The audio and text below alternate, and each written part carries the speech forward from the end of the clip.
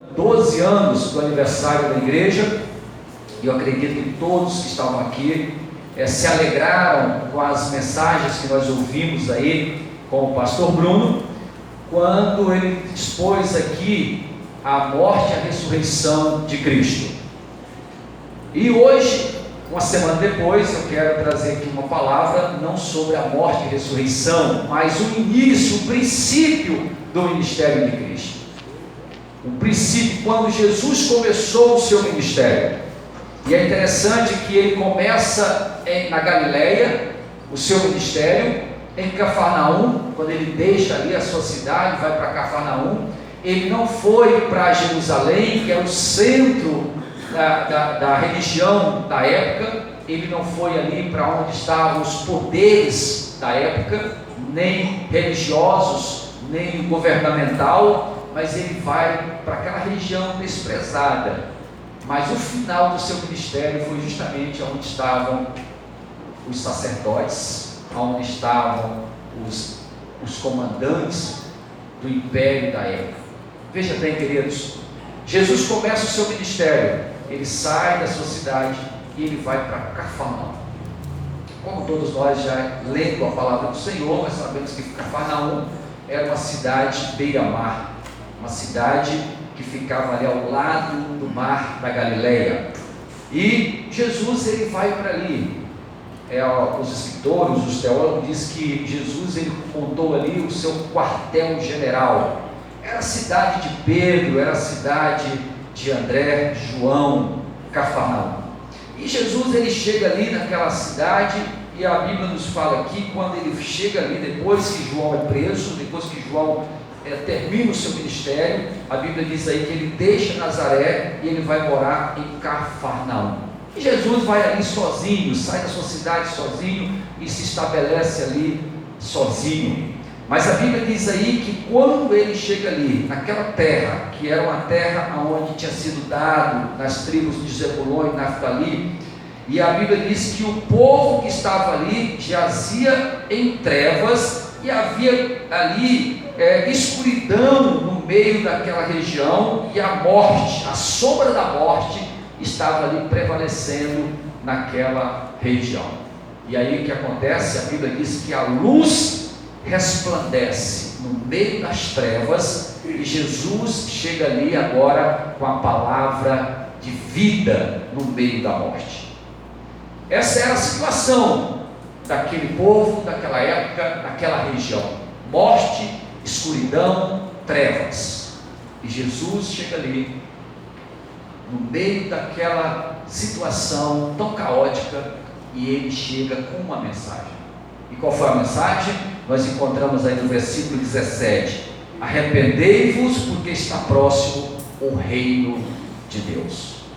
Calvino ele faz um comentário a respeito desse versículo, e ele diz o seguinte: este foi o conteúdo proclamado do poder do Espírito Santo, combinado com o evangelho poderoso da graça, para o chamamento dos eleitos de Deus para si. É a pregação do poder de Deus com o evangelho da graça de Deus. Porque foi o próprio Jesus que foi até eles. Eles não vieram ao encontro de Cristo. Cristo foi ao encontro deles quando eles estavam nas trevas. É a graça, é o evangelho da graça. E esse evangelho de poder, ele chega ali, no meio das trevas. Jesus proclama essa palavra: arrependei-vos, porque está chegando, está próximo o reino de Deus. Essa palavra, queridos, de arrependimento, que é o poder de Deus, é o evangelho da graça, chegando ali. Essa palavra do arrependimento é justamente a maneira que Deus estabeleceu para tirar o homem das trevas para a luz, para quebrar a maldição do pecado. O arrependimento, o voltar-se para Deus, é a maneira que Deus estabeleceu E essa palavra ela começou com João, o precursor, aquele que foi enviado para preparar o caminho do Senhor. João, ele saiu por toda aquela região pregando essa palavra: arrependei-vos porque está próximo o reino de Deus. E como João foi o enviado de Deus, Jesus pega a mesma mensagem e vai e diz: arrependei-vos porque está próximo, está chegando o reino de Deus. Essa palavra, queridos, chegou ali, chegou naquela região. E aqui nós encontramos agora, a partir do verso 18, o Senhor Jesus convocando os seus primeiros discípulos. E esse discípulo morava onde? Justamente em Cafarnaum, justamente naquela região. Esses discípulos que foram convocados, chamados por Jesus, eles também estavam naquela mesma situação, na mesma escuridão, debaixo da mesma morte espiritual. Esses discípulos estavam, porque eles moravam ali, eles trabalhavam ali. E Jesus agora chega para eles, e é interessante que André, irmão de Pedro, ele era discípulo de João, ele já tinha ouvido João, e o Evangelho de João registra que quando Jesus vai passando, João diz: olha, esse aqui é o Cordeiro de Deus. E a Bíblia diz que André vai atrás dele, conversa com ele, e apresenta Pedro, mas ele volta para as suas atividades. Então ele já conhecia Jesus, ele já tinha tido um contato com Jesus, e agora Jesus chega para eles ali, para esses dois discípulos, junto ao mar da Galileia, e diz para Pedro e André, que estavam ali lançando as redes: vinde após mim, porque eu vou fazer de vocês pescadores de homens. Vinde após mim, porque vocês vão agora ser pescadores de homens. Queridos, esses dois homens, depois fala também sobre Tiago e João, que também, e Lucas fala que inclusive eram sócios, então eles moravam na mesma vila, na mesma cidade, e conviviam com a mesma profissão. E os quatro foram chamados como os primeiros discípulos de Jesus, e o convite foi para os quatro, dizendo: vinde após mim, porque vocês agora vão ser pescadores de homens. Esses quatro discípulos de Jesus, eles também precisaram passar pelo processo do arrependimento, para que eles fossem resgatados das trevas, para que eles saíssem debaixo daquela sombra da morte. Eles também precisavam saírem e tomar essa atitude do arrependimento, porque não tem como ninguém se tornar discípulo de Jesus, um seguidor de Jesus, se não houver mudança de vida, se não houver o deixar as práticas do pecado. E para que sejam libertos, para que eles pudessem ser livres daquele mal que estava ali, eles precisavam tomar essa atitude. E eles ouviram João e ouviram agora o próprio Cristo. E aí Jesus disse: agora vocês vão ser meus discípulos. Mas para que eles se tornassem discípulos, eles precisaram tomar essa decisão. Deixaram os seus pecados, deixaram as suas mazelas, deixaram aquelas trevas que dominavam aquela região, para que eles fossem, para que eles pudessem fazerem discípulos de Jesus. E é interessante que o Senhor Jesus chama eles para serem pescadores. Mas eles já eram pescadores. Mas por que o Senhor Jesus chama eles para serem pescadores? Para que eles não viessem, como discípulos de Jesus, esquecer das suas origens, que eles não viessem esquecer que para eles, como pescadores, eles precisavam ter paciência, eles precisavam ter perseverança, eles precisavam ter coragem, eles precisavam ter as mesmas atitudes e práticas que eles tinham na profissão do mar.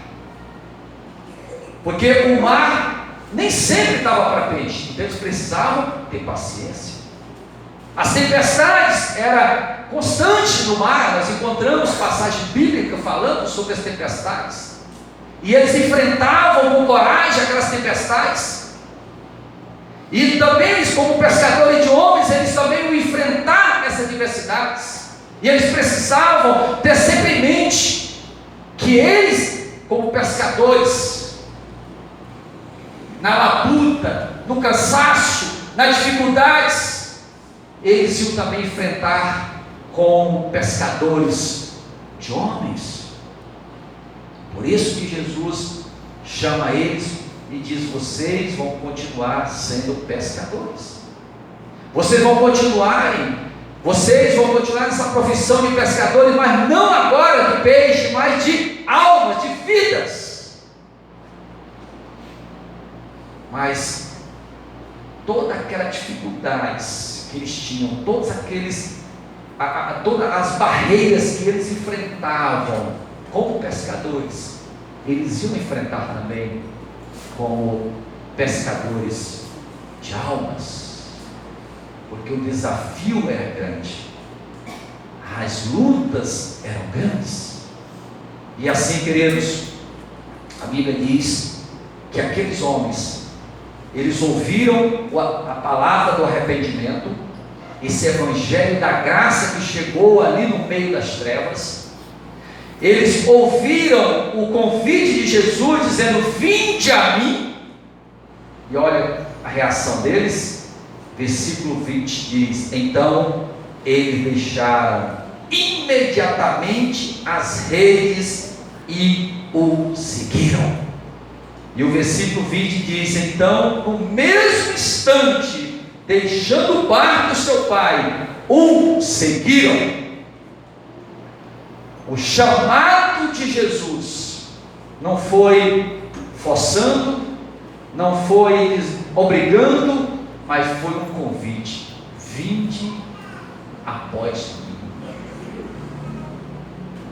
O convite irresistível, o convite da graça, no meio das trevas, no meio do pecado, no meio da escuridão, no meio da morte espiritual.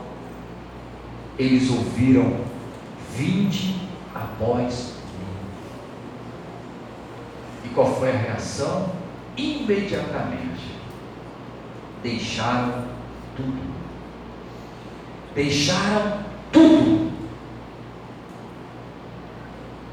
e o seguiram. Imediatamente eles deixaram tudo e o seguiram. Queridos, essa palavra está escrita aqui, essa história não é simplesmente uma história, não é simplesmente contando algo que aconteceu. Não, está escrito aqui porque é a palavra de Deus, porque foi o evangelho da graça que chegou em Cafarnaum, o evangelho da graça que chegou no meio de pessoas simples, que chegou numa região que estava debaixo das trevas. O evangelho da graça do arrependimento que chegou no meio aonde estavam ali famílias sendo destruídas por causa do pecado, vidas sendo escravizadas por causa do pecado. O evangelho da graça com poder chegou até ali, penetrou na vida daqueles homens, E a atitude deles foi: deixaram tudo e o seguiram. Hoje pela manhã, eu estava fazendo uma visita na casa do irmão, da irmã Eufrásia. Cheguei lá, encontrei o Carlos, o irmão Dito e o Jusicleide. Estavam lá os irmãos. E aí nós começamos a conversar. Sidcleide, eu falei: Sidcleide, há poucos dias atrás você estava achando que não tinha mais amigos. Você achava que estava sozinho em Tucuruí. E de repente, hoje você faz parte de uma igreja, de uma família. Falei para o irmão Dito: irmão Dito, você imaginou hoje você e o Ivan sem o Manuel, sem a igreja? Irmão Dito: não. A irmã Eufrásia começou a contar a história dela, como é que ela conheceu o Senhor. E ali nós fomos nos alegrando, juntos compartilhando, cada um contando a sua história. Trevas, solidão, sozinhos, sem rumo. Mas o Evangelho da Graça, que chegou em Cafarnaum há 2000 anos atrás, chegou na casa da irmã Eufrásia, chegou na casa do irmão Dito, do Ivan, Sidcleide, na minha casa, na minha vida, na sua. O Evangelho da Graça chegou até nós e disse: ei, arrependei-vos e vinde a mim. E hoje estamos aqui, somos uma igreja, porque o mesmo Evangelho que chegou nas trevas de Cafarnaum chegou nas trevas do Brasil, chegou nas trevas de Tucuruí, chegou nas trevas aonde você mora, aonde nós moramos. Essas trevas, elas não deixam de existir, elas continuam existindo. Nós somos chamados para deixarmos tudo como os discípulos fizeram.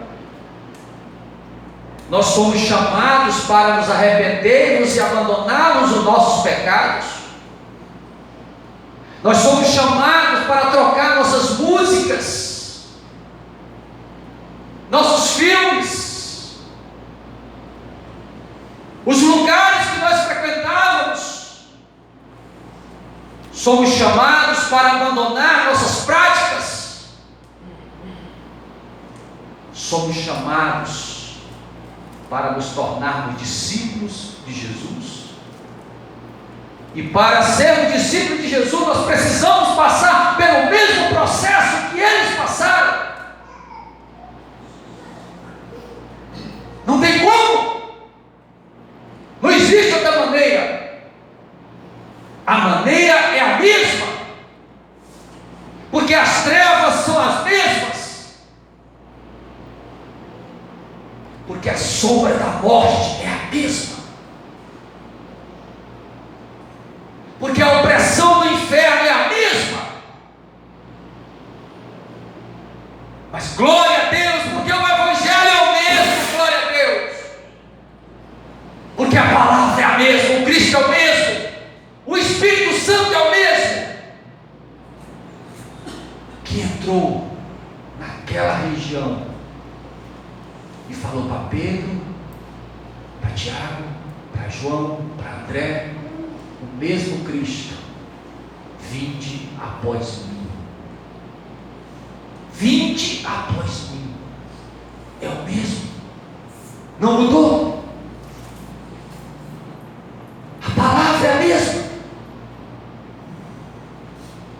O que nós precisamos fazer é o que eles fizeram, é entendermos o que eles entenderam, é ver o que eles viram. Eles foram salvos, eles foram libertos e eles viram o reino dos céus que se manifestou na pessoa de Cristo.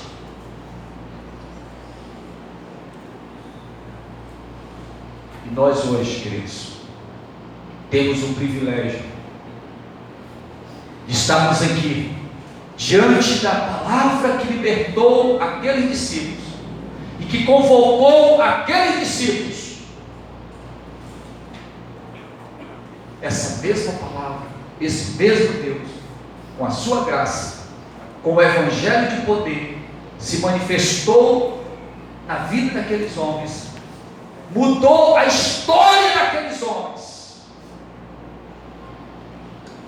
É a mesma que hoje está sendo proclamada, para que eu e você sejamos também pescadores de homens. Para que nós também sejamos discípulos de Jesus.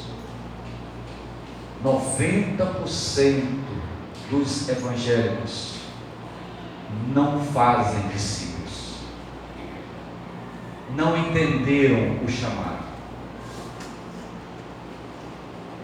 90% vão passar por essa vida, estão passando por essa vida sem fazer nenhum discípulo. Nenhum discípulo. Quantos anos de vida? Muitos vão chegar a 80, 90. Muitos vão chegar com uma vida longa e não vão fazer um discípulo. O que está errado? É o evangelho? É o chamado? Não, queridos. É a postura, é o entender, é o compreender o chamado de Deus. Acabei de contar a história aqui desses irmãos. Eles poderiam estar nesse momento nas suas casas, isolados, sem ninguém, mas estão aqui congregando, porque alguém entendeu o chamado de ser discípulo, pescador de almas. Alguém dessa igreja entendeu isso e foram atrás. A irmã Frase me contou que disse que quando ela tomou a decisão de ouvir, ela ouviu o evangelho, ela disse que Ana, esposa do Paulo, foi alguém que o deu a mão e começou a andar com ela, e começou a orar com ela, e foi apresentando a igreja para ela. E ela disse: como eu sou grata àquela minha irmã que me amou, porque entendeu que era uma discípula e que deu a mão. Paulo, quando se converteu, quando recebeu a Cristo, ficou isolado. Os discípulos todos com medo de Paulo, porque achavam que Paulo estava ali fingindo. Barnabé vai até Paulo, estende a mão para Paulo e cuida de Paulo. Queridos, esse chamado é para você, é para mim, é para nós. O que nós precisamos é fazer o que esses homens fizeram: nos arrependermos, voltarmos para Cristo, ouvir esse chamado, vinde a mim, e deixarmos aquilo que nos impede de fazer a obra. Deixarmos aquilo que é necessário deixar: preguiça, egoísmo, pecados, tantas coisas que nós precisamos deixar. A Ana mandou um áudio esses dias atrás de um amigo do Charão. E aquele irmão falou: Charão, o áudio estava lá. Charão, nós temos muitos amigos da época da bola que estão perdidos, que estão nas trevas, que estão morrendo. E você vai ser mais um agora, junto comigo, mais um soldado para resgatarmos. Ele citou na mensagem alguns ex-jogadores de futebol. O Charão foi jogador junto com aquele irmão. Queridos, a igreja do Senhor, ela chegou até aqui porque poucos entenderam, compreenderam esse chamado. Poucos, mas fizeram.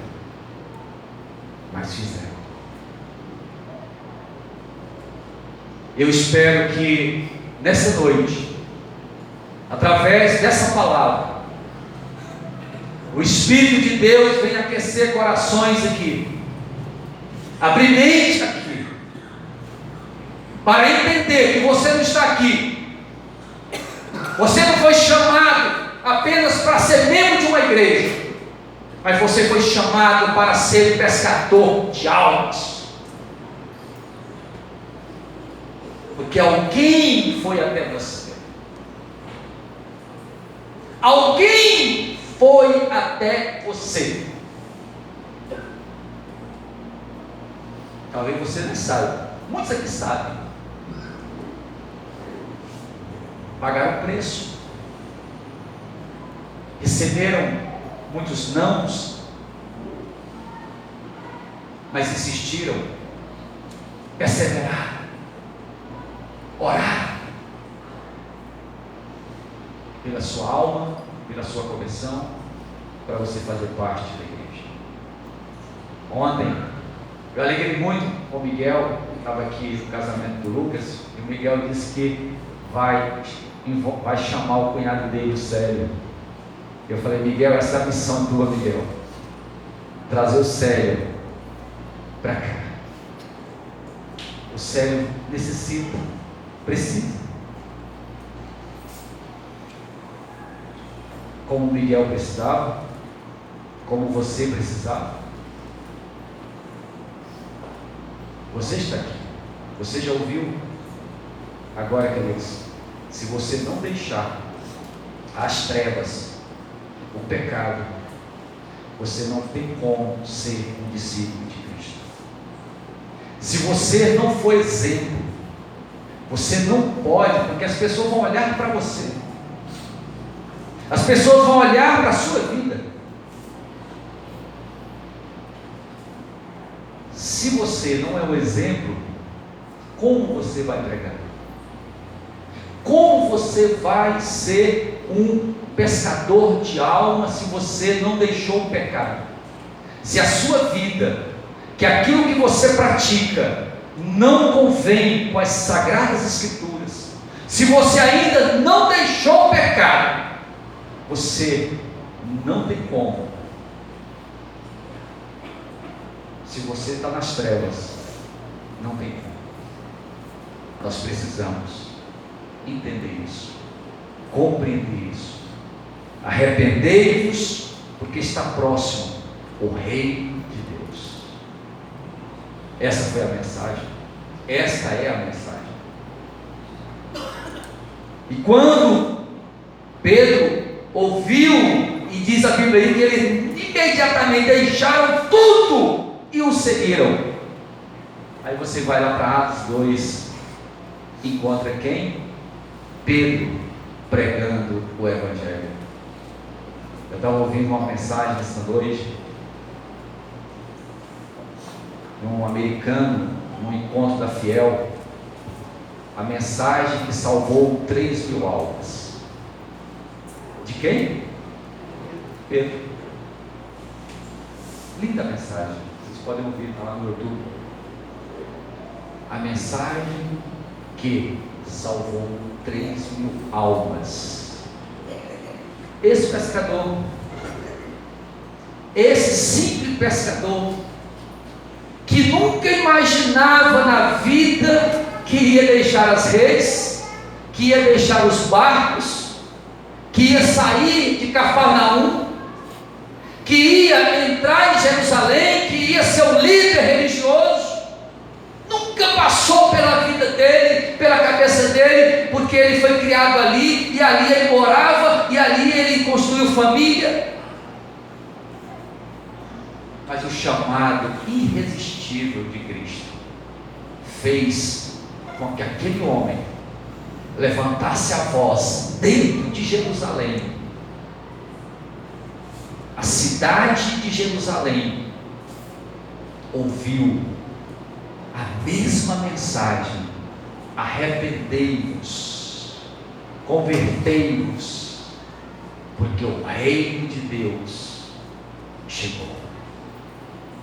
3.000 almas, 3.000, eles foram chamados para serem pescadores, e agora esse homem simples, sem estudo, mas entendeu e compreendeu o chamado de Deus, e ao entender, e ao largar tudo, ele agora levanta a voz e prega o Evangelho, e anuncia quem? Cristo, Cristo, Cristo. E ali a igreja começou, em Atos 2, primeira pregação desse pescador, desse que foi chamado para ser um pescador de alma. A primeira pregação, ele pregou em 3.000 almas. Ah, queridos, se você conseguisse entender o que é levar uma alma a Cristo, o que é levar uma pessoa a conhecer o Evangelho, você sairia daqui hoje com essa determinação. Você tirar alguém das trevas, porque você tem a palavra. Aqueles que têm a Bíblia, aqueles que têm a palavra de Deus, têm a maior riqueza que esse mundo tem. A maior riqueza